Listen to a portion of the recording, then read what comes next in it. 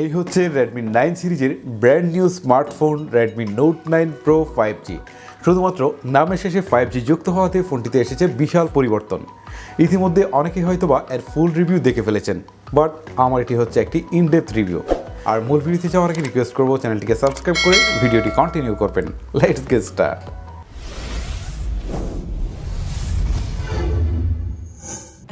আমাদের আজকের ভিডিওটি স্পন্সর করেছেন RM ট্রেডিং ইন্টারন্যাশনাল। বর্তমানে তাদের শপে সকল অফিসিয়াল এবং আনঅফিসিয়াল ফোন পেয়ে যাবেন মার্কেটের সবচেয়ে লোয়েস্ট প্রাইসে। এছাড়াও তাদের কাছে 27টি ব্যাংকের EOM ফ্যাসিলিটি থাকছে। সো এখন থেকে তাদের কাছ থেকে কিস্তিতে ফোন কিনতে পারবেন খুব সহজেই। RM ট্রেডিং ইন্টারন্যাশনালের যোগাযোগের ঠিকানা, ফোন নাম্বার এবং EOM ব্যাংকের বিস্তারিত লিস্ট থাকছে ডিসক্রিপশন বক্সে। অবশ্যই আপনারা ডিসক্রিপশন বক্স চেক করে নেবেন। আনবক্সিং করে সময় নষ্ট করতে চাই না, এক নজরে দেখে নেওয়া যাক ফোনটির বক্সে কী কী প্রোভাইড করা হয়েছে। প্রথমে দেখতে পাচ্ছি একটি এনভেলপ, যেটিকে ওপেন করলে দেখতে পাচ্ছি একটি ট্রান্সপারেন্ট কাভার ব্যাগ, যেটি ছিল মোটামুটি সফট। সেই সাথে পাচ্ছি কিছু ইউজার ম্যানুয়াল এবং একটি সিম ইজেক্টর। তারপরে দেখতে পাচ্ছি আমাদের সেই কাঙ্ক্ষিত Redmi Note 9 Pro 5G ডিভাইসটিকে। সর্বশেষ দেখতে পাচ্ছি 33 ওয়াটের একটি ফাস্ট চার্জার এবং USB Type-C কেবল। এই ছিল বক্সে থাকা মূল কন্টেন্টগুলো। শুরুতেই কথা বলি ফোনটির ডিজাইন এবং এর বিল্ড কোয়ালিটি নিয়ে। ডিজাইন ওয়াইজ ফোনটিকে আমার কাছে যথেষ্ট ভালো লেগেছে, তবে আমাদের রিভিউ ইউনিটটি গ্রে কালার হওয়ার খুব একটা ভালো লাগেনি আমার কাছে। এছাড়াও কিন্তু আরও দুটি কালার রয়েছে, একটি হচ্ছে মিন্ট আর একটি হচ্ছে ব্লু, যেটি কিন্তু গ্রেডিয়েন্ট কালারের সাথে গ্লসি ফিনিশ থাকছে এবং দেখতেও বেশ চমৎকার এবং প্রিমিয়াম মনে হয়। আর এটা কিন্তু একটা গ্লাস বডি ফোন, সামনে পিছনে উভয় দিকে কিন্তু গ্লাস থাকছে, যাকে প্রোটেকশন দিচ্ছে কর্নিং গরিলা গ্লাস 5। সো বুঝতেই পারছেন ফোনটি যথেষ্ট শক্তপোক্ত হবে। আর যদি ফোনটি ক্যামেরা বাম্প নিয়ে একটু কথা বলি তাহলে বলবো এটি যথেষ্ট উঁচু, বাট দেখতে কিন্তু বেশ চমৎকার লাগে। একটি রাউন্ড সার্কেলের মধ্যে ক্যামেরাগুলো বসানো হয়েছে এবং এটির চারপাশে গার্ড থাকায় কিন্তু মনে হয় না যে ততটা উঁচু রয়েছে এর ক্যামেরা বাম্পটি। আর যদি ফোনটির সামনের দিকে চলে আসি তাহলে বলবো এখানে ফুল ভিউ ডিসপ্লে থাকছে, যার মাঝখানে থাকছে ছোট্ট একটি পাঞ্চ হোল। এই পাঞ্চ হোলটি কিন্তু খুব একটা বড় নয়, বেশ ছোটো সাইজে রয়েছে, দেখতে যথেষ্ট ভালোই লাগে। তবে আমার কাছে ভালো লাগে এক পাশে পাঞ্চ হোল হলে। ওকে, যা হোক, ফোনটির উপরের দিকে থাকছে সেকেন্ডারি নয়েজ ক্যান্সেলেশন, সেই সাথে থাকছে IR ব্লাস্টার। এটি কিন্তু শাওমির ফোনের একটি অন্যতম ফিচার, যেটি দিয়ে আপনি টিভি, AC সহ অনেক ধরনের ইলেকট্রনিক ডিভাইসকে কন্ট্রোল করতে পারবেন খুব সহজেই। আর যদি ফোনটির নিচের দিকে চলে আসি তাহলে বলবো এখানে থাকছে 3.5mm হেডফোন জ্যাক, তারপরে হচ্ছে USB Type-C port, primary microphone and speaker grill. যেহেতু স্পিকারের দিকে চলে এসেছি তো একটু স্পিকার নিয়েও কথা বলে ফেলি। আর স্পিকারটি ছিল যথেষ্ট লাউড, আর এটি ছিল ডুয়েল স্টেরিও স্পিকার। উপরের দিকে আরেকটি স্পিকার থাকছে, তবে কিছুটা ডিস্ট্রাকশন পাওয়া যায় ফুল ভলিউমে। সো এর সাউন্ড কোয়ালিটি আপনারা নিজেরা একটু পরখ করে নিতে পারেন।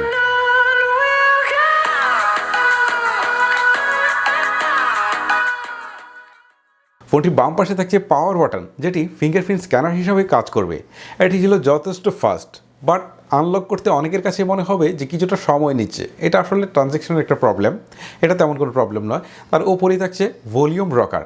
আর যদি ফোনটির বাম পাশে চলে আসি তাহলে দেখব এখানে থাকছে একটি হাইব্রিড সিম কার্ড স্লট, যেটি দিয়ে অনলি 2টি সিম কার্ড অথবা একটি সিম অথবা একটি মাইক্রো SD কার্ড ব্যবহারের সুযোগ থাকছে। ওকে, এটা নিয়ে খুব একটা কমপ্লেন নেই, কারণ স্টোরেজ ভেরিয়েন্ট বেশি রয়েছে। সো এই দিক থেকে আপনারা খুব একটা প্রবলেম ফেস করবেন না। যা হোক, ফোনটিতে IP53 ওয়াটার রিপ্লেসমেন্ট কোটিং থাকায় গাম বা ছোটোখাটো ফানের চিটাফোটা থেকে খুব সহজেই রক্ষা করা যাবে একে। এখন এক কথায় যদি আমি ডিজাইন ওয়াইজ ফোনটির বর্ণনা করি তাহলে বলবো আমার কাছে যথেষ্ট ভালো লেগেছে। তারপরেও ডিজাইনটা এক একজনের পার্সোনাল ম্যাটার, আবার অনেকের কাছে ভালো নাও লাগতে পারে। এবারে কথা বলি এর ডিসপ্লে নিয়ে। এতে থাকছে 6.6 ইঞ্চির একটি IPS LCD ডিসপ্লে, যাতে থাকছে ফুল HD+ রেজুলেশন, অর্থাৎ 1080x2400 pixel.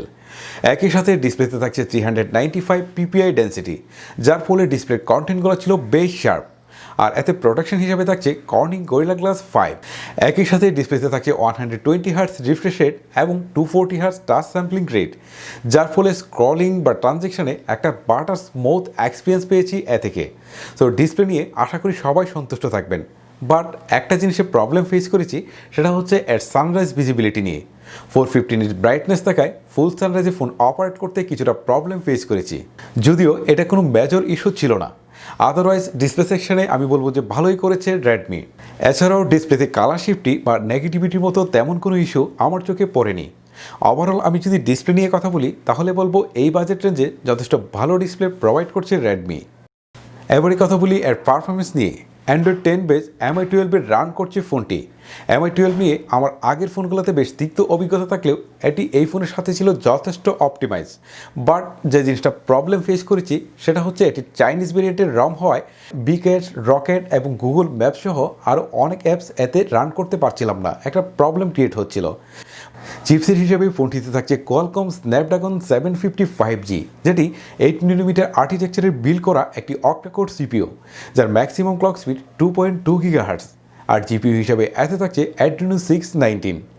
Qualcomm Snapdragon 755G budget লেভেলের যথেষ্ট পাওয়ারফুল চিপসেট। এ থেকে মাল্টিটাস্কিং এক্সপিরিয়েন্স পেয়েছি যথেষ্ট ভালো, আর হেভি গেমগুলো যথেষ্ট ভালোভাবে প্লে করতে পারছিলাম। বিশেষ করে আনঅপটিমাইজ গেম পাবজির কথাই বলতে হয়। পাবজি এখানে সর্বোচ্চ এইচডি গ্রাফিক্সে হাই ফ্রেম রেটে প্লে করতে পেরেছি। এখানে খুব একটা লেগ বা ফ্রেম ড্রপ পাইনি, এক্ষেত্রে যথেষ্ট ভালো পারফরমেন্স করেছে এটি। এছাড়াও কিন্তু আমি এখানে ফ্রি ফায়ার খেলেছি, যেটা যথেষ্ট স্মুথ চলছিল। সর্বশেষ আমি খেলেছি এতে অ্যাসফল্ট 9, এটা হায়ার সেটিংসে চলেছে বেশ স্মুথলি। আমার কাছে গেমিং এক্সপিরিয়েন্স এ থেকে যথেষ্ট ভালো পেয়েছি। সো আমি বলবো যারা গেমার রয়েছেন বা মাল্টিটাস্কিং করেন তাদের জন্য এই ফোনটা পারফেক্ট হবে এই বাজেটের মধ্যে। ফোনটির বেস ভেরিয়েন্ট শুরু হচ্ছে 6128 থেকে, যাতে স্টোরেজ হিসেবে থাকছে UFS 2.2, যার ফলে UFS 2.1 থেকে ডাটা রিড অ্যান্ড রাইট হবে অনেক বেশি ফাস্ট। এবারই কথা বলি এই ফোনটির মেইন ফোকাসিং পয়েন্ট আর ক্যামেরা নিয়ে। ফোনটির রিয়ারে থাকছে কোয়াড ক্যামেরার সেট আপ, যার প্রাইমারি সেন্সরটি 108 মেগাপিক্সেলের, সেকেন্ডারিতে 8 মেগাপিক্সেলের আলট্রা ওয়াইড, 32 মেগাপিক্সেলের ম্যাক্রো অ্যান্ড ফোর্থে থাকছে 2 মেগাপিক্সেলের একটি ডেপথ সেন্সিং ক্যামেরা। প্রাইমারি ক্যামেরায় তোলা ছবিগুলো এই বাজেটের মধ্যে বেশ ভালো আউটপুট প্রদান করছিল। ছবিতে কালার, কন্ট্রাস্ট অ্যান্ড ডিটেলস ছিল পর্যাপ্ত পরিমাণে। এছাড়াও ছবিতে শার্পনেসের ঘাটতি একেবারেই লক্ষ্য করিনি। ছবিগুলো ছিল অনেকটাই ন্যাচারাল। ডাইনামিক রেঞ্জও ছিল যথেষ্ট ভালো। এই ফোনের মূল আকর্ষণ 108 মেগাপিক্সেলের ক্যামেরায় ছবি তুলতে হলে আপনাকে মোর অপশনে গিয়ে 108 মেগাপিক্সেল সিলেক্ট করতে হবে। ডিফল্ট ক্যামেরা থেকে 108 মেগাপিক্সেলের ক্যামেরায় তোলা ছবিগুলোতে একটু বেশি জুম করা যায়। এছাড়াও ডিটেলসের পরিমাণটাও একটু বেশি পাওয়া যায়। এছাড়া তেমন একটা পার্থক্য আমার চোখে পড়েনি। 8 মেগাপিক্সেলের আল্ট্রা ওয়াইড ক্যামেরা আমার প্রত্যাশার চেয়ে কিছুটা বেটার ইমেজ ক্যাপচার করতে পেরেছে। 2 মেগাপিক্সেলের ম্যাক্রো ক্যামেরার পারফরমেন্স ছিল অ্যাজ ইউজুয়াল, ভালো আলো পেলে কিছুটা বেটার ইমেজ পাবেন এ থেকে। 2 মেগাপিক্সেলের ডেপথ সেন্সিং ক্যামেরা বেশ ভালো মানের ইমেজ প্রসেসিং করতে পেরেছে। ছবিতে সাবজেক্ট সেপারেশন ছিল অনেকটাই পারফেক্ট।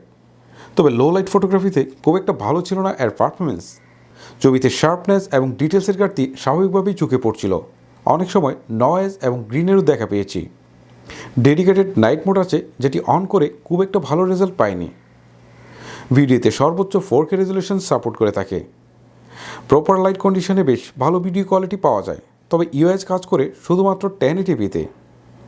সুপার স্লো মোড আছে, যেটি অন করলে যথেষ্ট ভালো রেজাল্ট পাবেন এ থেকে। 16 মেগাপিক্সেলের সেলফি ক্যামেরা মোটামুটি ভালো মানের ইমেজ প্রসেসিং করতে পারছিল। এক্ষেত্রে সফটওয়্যার বেস পোর্ট্রেট মোডও বেশ ভালো কাজ করেছে। দিন শেষে সমস্যা শুধুমাত্র লো লাইট ফটোগ্রাফিতে। তবে লো লাইটে সেলফি ক্যামেরা বেশ ভালো মানের ডাইনামিক রেঞ্জ ক্যাপচার করতে পারে, আর লো লাইটের ছবিগুলো একটু বেশি বোস্টেড মনে হয়। গুড নিউজ এই যে সেলফি ক্যামেরায় ইউএস আছে, আর যেটি ব্লগারদের জন্য একটি প্লাস পয়েন্ট, আর এটির রেজাল্ট ছিল যথেষ্ট ভালো। এবারে কথা বলি ফোনটির ব্যাটারি এবং চার্জার নিয়ে। 4820 মিলিঅ্যাম্পের ব্যাটারির সাথে ফোনটিতে থাকছে 33 ওয়াটের একটি ফাস্ট চার্জার, যেটি দিয়ে ফোনটিকে ফুল চার্জ করতে সময় লাগছিল অ্যারাউন্ড 60 মিনিট। আর এ থেকে ব্যাটারি ব্যাকআপও পেয়েছি যথেষ্ট ভালো। একদিনের মতো হেভি ইউজে ব্যাটারি ব্যাকআপ পেয়েছি, আর নর্মাল ইউজে প্রায় 1.5 দিনের মতো চলে যাচ্ছিল আমার অনায়াসে। তো আশা করি ব্যাটারি ব্যাকআপ নিয়ে কারোর তেমন কোনো কমপ্লেন থাকবে না। এবারে আর কিছু আদার্স ফিচার নিয়ে কথা বলা যাক। ফোনটিতে থাকছে 3.5mm হেডফোন জ্যাক, যাতে থাকছে 24 বিট অডিও সাপোর্ট। একই সাথে ফোনটিতে থাকছে ব্লুটুথ 5.1, জিপিএস, USB Type-C 2.0। এবারে এর কল কোয়ালিটি নিয়ে কথা বলা যাক। ইনডোরের পাশাপাশি আউটডোর এবং ক্রাউড এরিয়াতেও আমি এই ফোনটাকে ইউজ করেছি, কোনো প্রকার প্রবলেম ফেস করিনি। বাট আমি যেখানে অবস্থান করি সেটা 13 তলা, এখান থেকে অনেক সময় নেটে কিছুটা প্রবলেম ফেস করে থাকি, বাট এই ফোনটিতে কিন্তু আমি সেই প্রবলেমটুকু ফেস করিনি। এছাড়াও এতে কিন্তু নেটওয়ার্কিং ইস্যু মতো তেমন কোনো ইস্যু কিন্তু খুঁজে পাইনি। আর এর ওয়াইফাই বা ব্লুটুথ কানেক্টিভিটি ছিল যথেষ্ট ফাস্ট, এটা নিয়েও আমার কোনো প্রকার কমপ্লেন নেই। ভিউয়ার্স, এবারে এর কিছু ভালো মন্দ দিক নিয়ে কথা বলা যাক। প্রথমে এর কিছু মন্দ দিক নিয়ে কথা বলি, যেখানে আমি আসলে কোনো মেজর ইস্যু খুঁজে পাইনি, পেয়েছি কিছু মাইনর ইস্যু। প্রথমে আমার কাছে মনে হয়েছে এর ওয়াইড, যেটা আমার কাছে কিছুটা বেশি মনে হয়েছে এক হাতে অপারেট করা কিছুটা প্রবলেম। এছাড়াও আমি ফোনটিতে আরও যে সমস্যাটি খুঁজে পেয়েছি এটি হচ্ছে এর সানরাইজ ভিজিবিলিটি, যেটা কিছুটা ফুল সানরাইজে অপারেট করতে প্রবলেম ক্রিয়েট হয়। তাছাড়া যদি ফোনটির চাইনিজ রম নিয়ে কথা বলি, এখানেও কিছুটা প্রবলেম ফেস করেছি, যেমন বিকাশ, উবার, তারপর পাঠাও, গুগল ম্যাপস সহ আরও বেশ কিছু অ্যাপস কিন্তু এখানে কাজ করে না, এটাও কিন্তু একটা প্রবলেম। সর্বশেষ আমি যে প্রবলেমটি খুঁজে পেয়েছি সেটা হচ্ছে লো লাইট ফটোগ্রাফির ক্ষেত্রে। লো লাইট ফটোগ্রাফিতে খুব একটা ভালো পারফরমেন্স করতে পারে না এই ফোনটি। এই মাইনর ইস্যুগুলো ছাড়া আর কোনো ইস্যু আমি খুঁজে পাইনি। এবারে এর কিছু ভালো দিক নিয়ে কথা বলা যাক। আমি যদি প্রথমে এর ডিজাইনের কথা বলি তাহলে বলবো যথেষ্ট ভালো একটা ডিজাইন প্রোভাইড করা হয়েছে। এছাড়াও গ্লাস বডির ফোন হয়, দেখতেও কিন্তু বেশ প্রিমিয়াম মনে হয়। আর ডিসপ্লে সেকশনে 120 hertz refresh rate, 240 hertz touch sampling rate সহ এই ফোনের যে ডিসপ্লে প্রোভাইড করা হয়েছে আমি বলবো এই বাজেটের মধ্যে যথেষ্ট ভালোই প্রোভাইড করা হয়েছে। তাছাড়া যদি ফোনটির চিপসেটের কথা বলি তাহলে বলবো যে বাজেট লেভেলের যথেষ্ট ভালো মানের একটি চিপসেটও কিন্তু এখানে থাকছে, যেটি গেমারদের জন্য যথেষ্ট ভালো মানের একটা চিপসেট। সো যারা গেমিং করতে চান অনেক বেশি, এটি তাদের জন্য একটি প্লাস পয়েন্ট হিসাবে থাকছে। আর এই প্রাইস রেঞ্জের মধ্যে প্রথমবার 108 মেগাপিক্সেলের ক্যামেরা প্রোভাইড করা হচ্ছে। ডে লাইটের ছবিগুলো বেশ চরম। সো সেই বিষয়টাকে যদি আপনি বিবেচনায় নেন তাহলে আমি বলবো ক্যামেরা সেকশনটাকেও আপনি ভালো হিসাবেই ধরতে পারেন। সর্বশেষ ব্যাটারি ব্যাকআপও আমাকে যথেষ্ট সন্তুষ্ট করেছে। তো সব মিলিয়ে আমি যদি বলি এই প্রাইস রেঞ্জের মধ্যে যথেষ্ট ভালো একটা ফোন প্রোভাইড করা হচ্ছে রেডমির পক্ষ থেকে। ভিউয়ার্স, এই হচ্ছে রেডমি নোট 9 প্রো 5G এর ফুল রিভিউ। এবারে ফাইনালি আমার মতামত জানানোর পালা। অর্থাৎ এই প্রাইস রেঞ্জের মধ্যে কি এই ফোনটি কেনা ঠিক হবে, নাকি সেম প্রাইস রেঞ্জের মধ্যে অন্য কোনো ফোন রয়েছে? আমি যদি এক কথাই বলি তাহলে আমি বলবো এই প্রাইস রেঞ্জের মধ্যে এই ফোনটি যা অফার করছে তার রীতিমতো অনেকটাই অবিশ্বাস্য। কারণ এতে থাকছে 108 মেগাপিক্সেলের ক্যামেরা, সেই সাথে স্ন্যাপড্রাগনের বেশ পাওয়ারফুল চিপসেট, একই সাথে ফোনটিতে আপনারা পেয়ে যাচ্ছেন 120 হার্টস রিফ্রেশের সমৃদ্ধ ডিসপ্লে, সেই সাথে ভালো ব্যাটারি অ্যান্ড চার্জার। সব মিলিয়ে এই বাজেটের মধ্যে রেডমি যা অফার করছে তা যথেষ্ট ভালো কিছু অফার করছে। সো আপনারা চাইলে এই বাজেটের মধ্যে এই ফোনটিকে অবশ্যই চুজ করতে পারেন। আর যদি আপনার বাজেট কিছুটা কম থেকে থাকে তাহলে আপনাকে বলবো কিছুদিন ওয়েট করার জন্য। আশা করছি হয়তোবা এই ফোনটার প্রাইস খুব দ্রুতই ড্রপ করবে, তখন হয়তোবা এই ফোনটা খুব স্বল্প মূল্যে কিনতে পারবেন, অর্থাৎ 24 থেকে 25 হাজার টাকার মধ্যেই এই ফোনটাকে আপনি কিনতে পারবেন। সো ফাইনালি আমি আমার মতামত ব্যক্ত করলাম। এবার আপনার ডিসিশন, এই ফোনটিকে কিনবেন নাকি কিনবেন না, নাকি এই ফোনটির জন্য কিছুদিন ওয়েট করবেন। গাইজ, আজকের মতো আমি হিমেল আপনাদের কাছ থেকে এখানেই বিদায় নিচ্ছি। যাওয়ার আগে অবশ্যই আপনাকে রিকোয়েস্ট করবো চ্যানেলটিকে সাবস্ক্রাইব করা আছে কিনা সেটি দেখে তারপরে অবশ্যই ভিডিওটি শেষ করবেন। সাবস্ক্রাইব করা না থাকলে অবশ্যই চ্যানেলটিকে সাবস্ক্রাইব করবেন, সেই সাথে ভিডিওতে একটি লাইক দিয়ে যাবেন। আপনাদের সাথে পরবর্তী কোনো ভিডিওতে দেখা হচ্ছে, তখন পর্যন্ত এখানেই বিদায় নিচ্ছি। আল্লাহ হাফেজ।